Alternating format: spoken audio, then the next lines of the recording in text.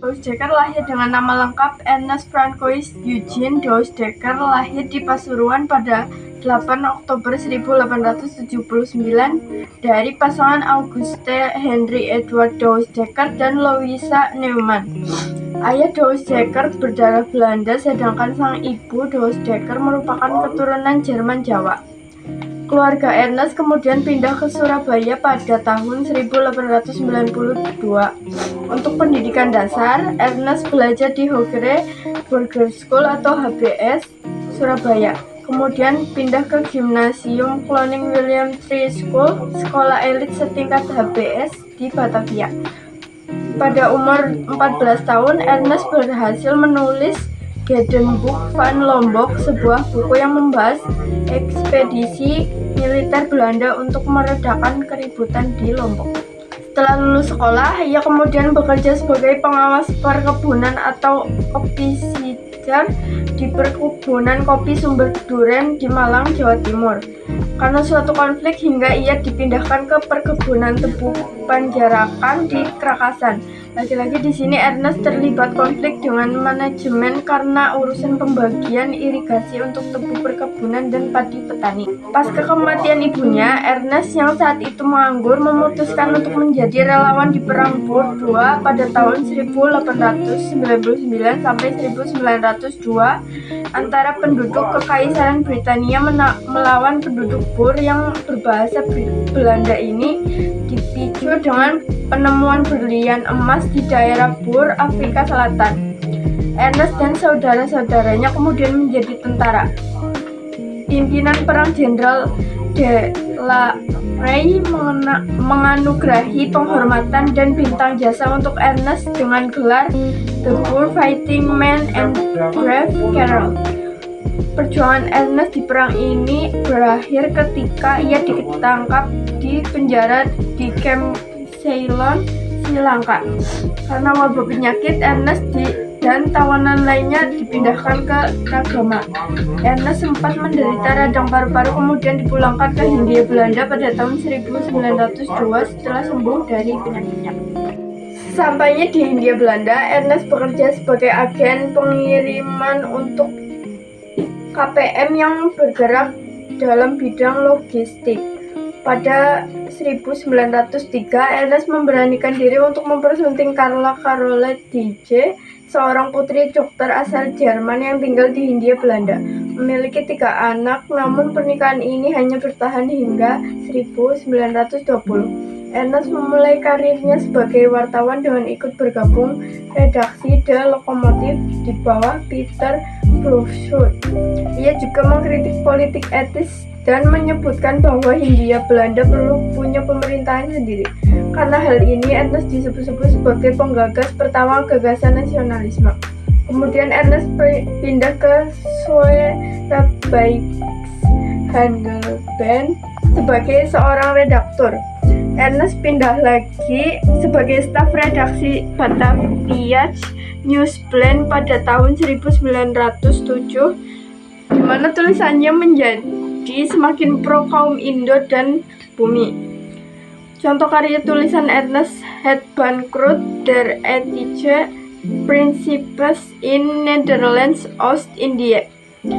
Ernest kemudian mendirikan penerbitan yang berganti nama menjadi The Express. Bersama dengan Cipto Mangunkusumo dan Suwardi Suryaningrat atau Ki Hajar Dewantoro, Douwes-Dekker kemudian membentuk partai politik pertama di Indonesia, Indische Partij atau Partai Hindia, pada 25 Desember 1912. Indische Partij merupakan sebuah organisasi yang mengedepankan kerjasama orang Indo dengan Bumi Putra. Pemerintahan Hindia Belanda menganggap organisasi ini radikal dan mengganggu keamanan, lalu membubarkan partai ini pada tanggal 4 Maret 1913. 3 serangkai ini selanjutnya diasingkan ke Eropa karena Suwardi membuat tulisan yang berjudul Als ik en Nederlands was, seandainya aku seorang Belanda, di koran The Express yang menyentil pihak Belanda. Ernest dan Cipto ikut diasingkan karena mereka jelas-jelas mendukung Suwardi. Ernest justru memanfaatkan belajar di Universitas Zurich, Swiss, dan berhasil menyelesaikan program doktor di bidang ekonomi. Ernest Dowsteker kembali aktif dalam dunia jurnalistik dan organisasi untuk melawan pemerintahan Belanda.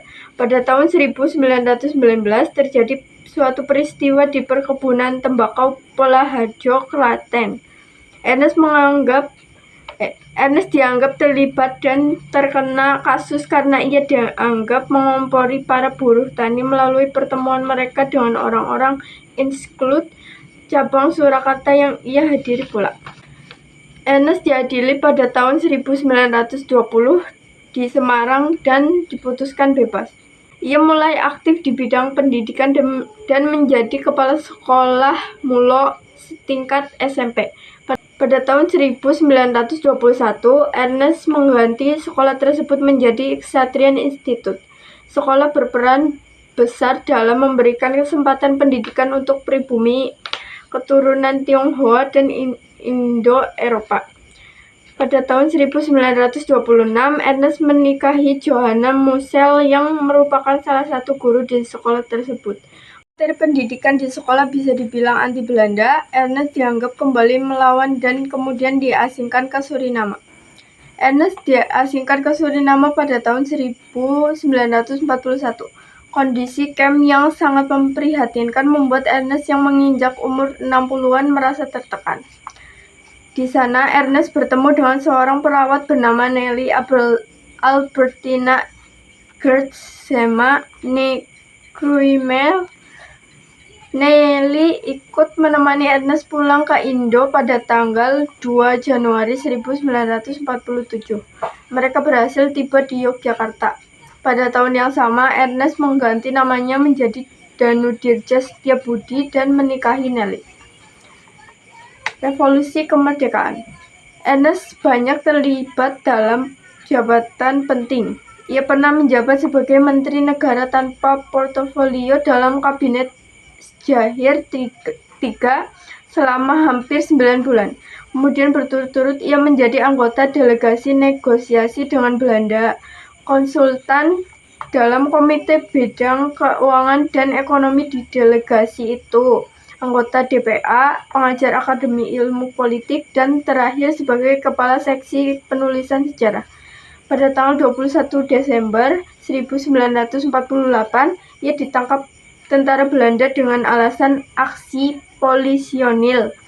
Ia diinterogasi lalu dikirim ke Jakarta untuk diinterogasi kembali.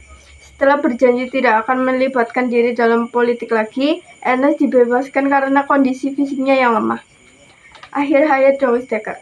Sejak tahun 1948, kesehatan Ernest mulai memburuk.